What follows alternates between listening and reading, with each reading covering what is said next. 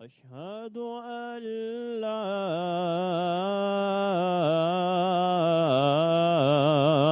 إله إلا الله أشهد أن محمدًا رسول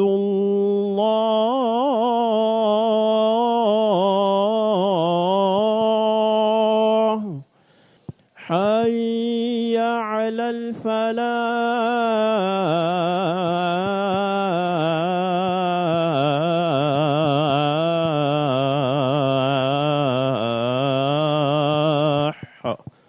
الله أكبر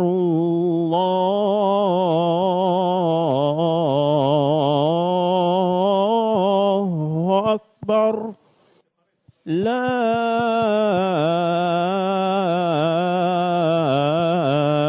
إله إلا الله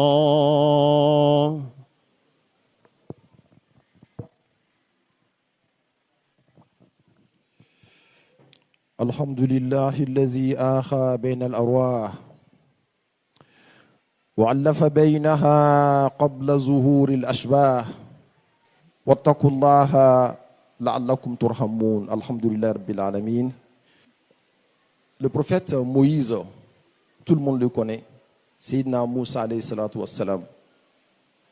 Pendant sa vie, il y avait un monsieur qui vivait dans la ville où il était, mais ce dernier-là n'avait aucun respect pour Sayyidina Moussa alayhi salatu wassalam. Quand on lui parle de Sayyidina Moussa alayhi salatu wassalam, il dit que c'est un imposteur, un menteur, c'est ce qu'il disait. Alors les gens ne savaient pas pourquoi il disait cela. Et un jour, on lui posa la question de savoir, mais pourquoi est-ce que tu traites le prophète-là d'imposteur?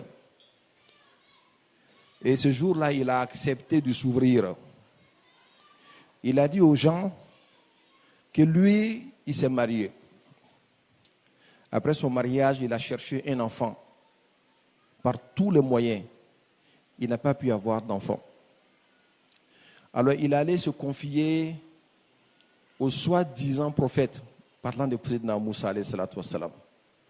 Il lui a demandé, il dit, ah, vois Dieu, est-ce que moi là, je peux avoir un enfant? Sayyidina Moussa alayhi salatu wassalam, comme vous le savez très bien, c'était l'interlocuteur par excellence d'Allah subhanahu wa ta'ala. Quand il allait sur le mont Sinaï pour échanger avec Allah, il a demandé à Allah, est-ce qu'un tel peut avoir un enfant? Parce qu'il a besoin d'un enfant.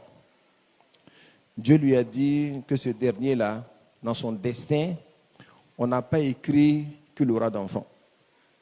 Donc, il ne peut pas avoir d'enfant.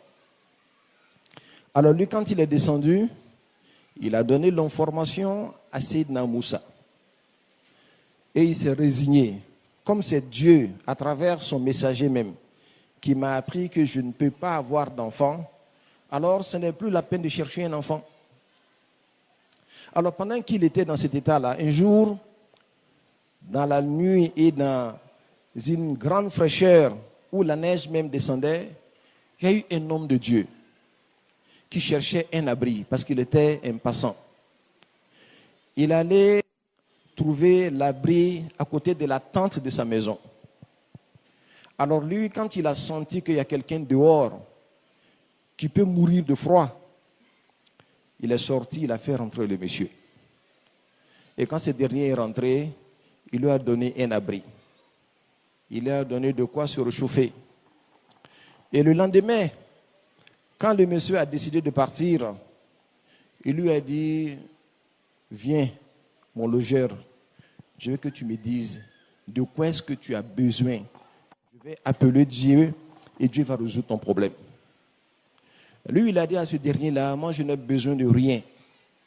J'ai l'argent, j'ai les femmes que je veux, j'ai vraiment tout ce dont un homme a besoin. Je suis en bonne santé. Je n'ai besoin de rien. L'étranger était étonné. Il dit, il n'y a pas cette personne-là sur terre qui n'a besoin de rien. Dis-moi véritablement de quoi est-ce que tu as besoin. Et finalement, quand il a insisté, Le monsieur lui a dit, en fait, moi, j'avais besoin d'un enfant. Et le prophète Moussa, alayhi salatu wassalam, m'a dit que je ne peux pas avoir d'enfant et que c'est Dieu qui lui a dit cela. Donc, je n'ai plus de besoin parce que je sais que pour le problème d'enfant, je ne peux pas enfanter. Alors l'étranger lui a dit, il dit, malgré ça, lève ta main, on va faire des prières. Dieu est miséricordieux.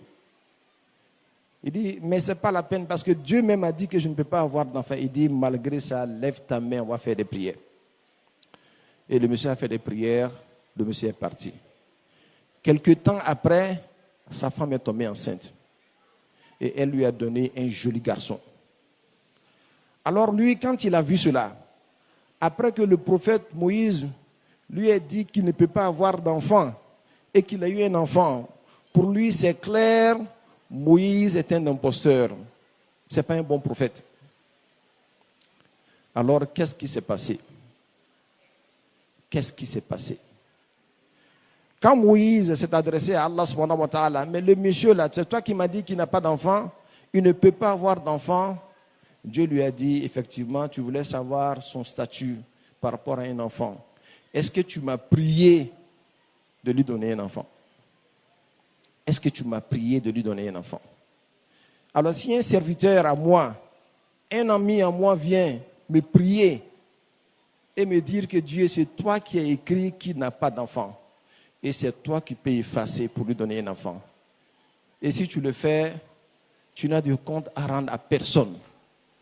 Alors c'est moi qui suis Dieu. Je fais ce que je veux. Et j'ai décidé de changer ton dessein. C'est là que Moïse a compris. L'information a une dimension, mais la prière est au-dessus de l'information. Moi, j'ai demandé, on m'a dit qu'il ne peut pas avoir, je n'ai pas prié. Lui, il a prié Dieu. Et Dieu aime les serviteurs qui le prient, qui l'implorent. Ces personnes-là, ce ne sont pas des prophètes. Lui, il n'est pas un prophète. C'est juste un bon serviteur de Dieu. Un ami de Dieu. En vérité, un wali. Ala inna awliya Allahi la khawfun alayhim wa la hum yahzanun. Allazina amanu wa kanu yattaqun. Les amis de Dieu, ceux qu'on appelle al-awliya, ils n'ont point de crainte ni de chagrin. Le jour de la résurrection, quand les gens ont peur, eux, ils n'ont pas peur. Quand les gens sont affolés, eux, ils ne sont pas affolés. Le prophète Mohammed sallallahu alayhi wa sallam a dit que inna lillahi ibadan laysu bi anbiya wala shuhada yakhbituhumul anbiya wa shuhada liqurbihim min al-haq wa hum ala manabirin min nur. فجسى أعرابي أمام رسول الله صلى الله عليه وسلم فقال يا رسول الله صفهم لنا علنا نحبهم وفي رواية أخرى جلهم لنا علنا نحبهم فقال هم أخلات من الناس يجتمعون لذكر الله. Le prophète Mohammed sallallahu alayhi wa sallam a dit quelque chose. Il dit le jour de la résurrection, il dit an yamin ar-rahman wa kilta yadahu yamin, que à la droite du Seigneur, et le Seigneur, tous ses deux côtés sont de droite. On va dire quelqu'un qui a deux mains droites. Il n'y a pas de deux mains gauches. Parce que la droite ici veut dire la faveur d'Allah subhanahu wa ta'ala. C'est les gens qui sont dans la faveur d'Allah subhanahu wa ta'ala. Ana manabirin bin nour. Ils sont sur des plateformes de lumière. Ils sont sous l'ombre de Dieu. Quand les gens ont peur, et ils n'ont pas peur. Ils sont là, leur visage brille. Ils sont là, ils sont assis comme des rois. Ils n'ont peur de rien. Les prophètes eux-mêmes les envient. Les martyrs les envient. Pourquoi? À cause de leur proximité vis-à-vis d'Allah subhanahu wa ta'ala. Et quand le prophète Mohammed sallallahu alayhi wa sallam a dit cela, il y a un bédouin qui est venu et il s'est agenouillé devant le prophète Mohammed sallallahu alayhi wa sallam. Il dit, mais il faut nous citer leurs caractéristiques pour qu'on puisse les aimer.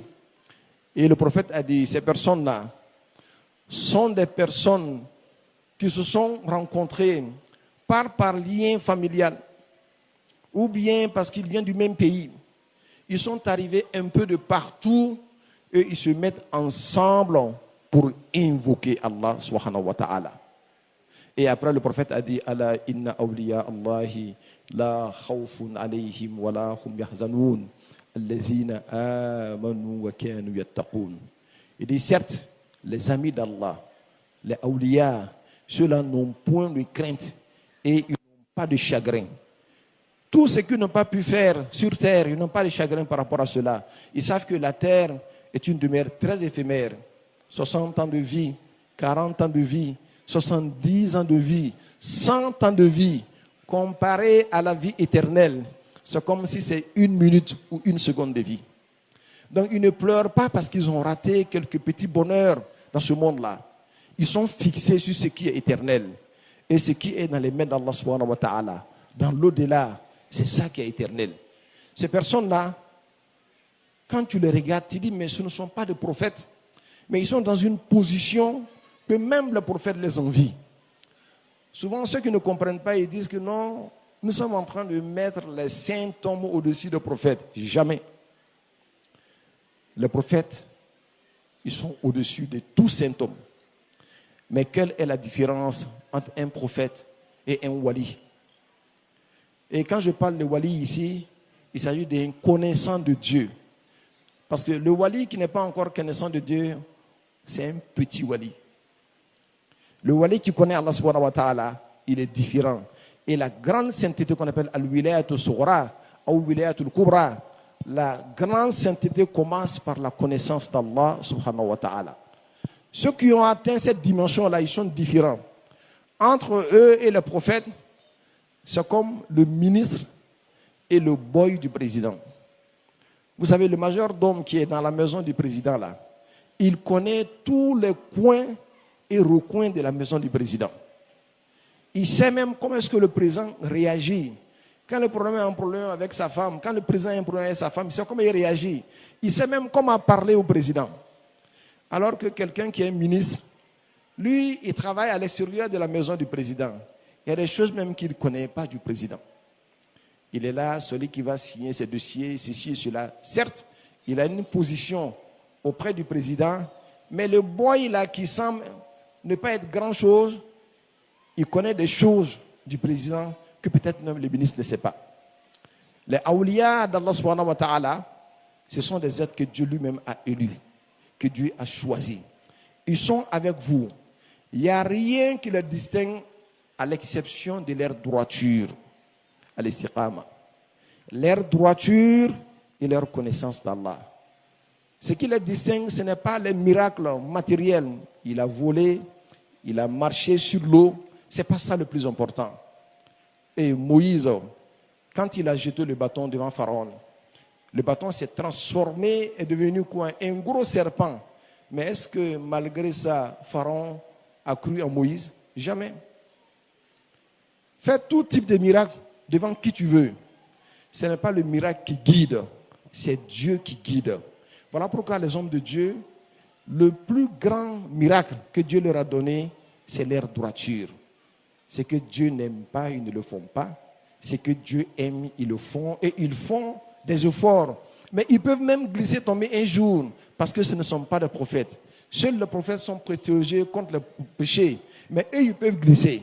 Mais c'est très rare. C'est très rare. Ces personnes-là, parmi elles, il y en a, quand tu as eu l'occasion de saluer une seule fois, à cause de ça, Dieu te donne le paradis. Il y en a parmi eux, si tu as eu l'occasion de manger avec lui, Dieu te donne le paradis. Minhum man yurabbi bil khiltati, wa man yurabbi bil nazar, wa man yurabbi bil musafaha. Parmi eux, celui qui te salue, où tu as mangé avec lui, où il t'a regardé, à cause de ça seulement, Dieu te pardonne. Voilà pourquoi on demande de respecter tout le monde. Il se peut que ton ami qui est avec toi, que ce soit lui qui soit le saint homme, alors que toi tu ne le sais pas. Il se peut que l'ennemi qui est ton voisin que tu n'aimes pas là, que ce soit lui l'ami d'Allah subhanahu wa ta'ala. Et les amis de Dieu, quand tu leur manques de respect, alors tu rentres en porte-à-faux avec Allah subhanahu wa ta'ala. Dieu dit, Man aadali waliyan, faqad azantuhu bil harb. Que celui-là qui se formalise contre un de mes amis, alors qui s'affronte à m'affronter en guerre, qui s'apprête à m'affronter en guerre, et qui peut affronter Allah subhanahu wa ta'ala en guerre. C'est-à-dire que tu n'aimes pas un ami de Dieu, tu es en guerre avec Allah subhanahu wa ta'ala. Comment peut-on faire pour le connaître? Une seule condition. At-tasdiqu.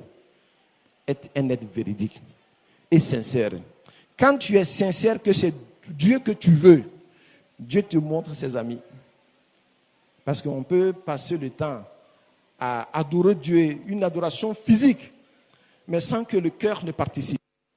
Voilà pourquoi Shaitan est devenu Shaitan.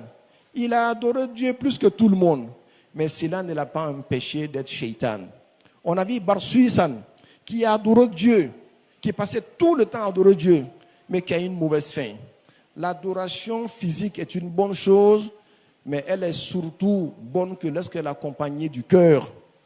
Les awliya d'Allah subhanahu wa ta'ala, ce sont des gens qui ont purifié leur cœur, à tel point que Dieu lui-même a été séduit par la qualité de leur purification. Et de ce fait-là, Dieu s'est manifesté dans leur cœur. Et ils ont connu Allah subhanahu wa ta'ala.